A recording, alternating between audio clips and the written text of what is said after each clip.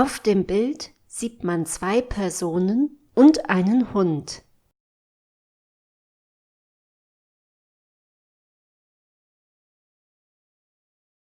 Eine Frau in einem Mantel mit einer Tasche steht vor einem Bankautomaten.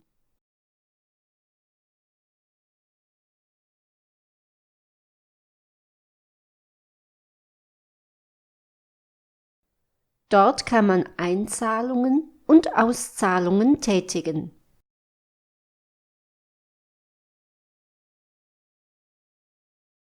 Der Hund scheint sehr aufgeregt zu sein.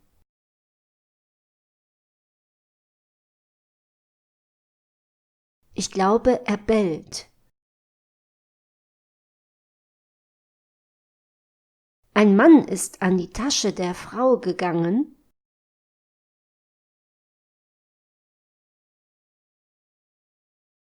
und hat ihr Portemonnaie gestohlen.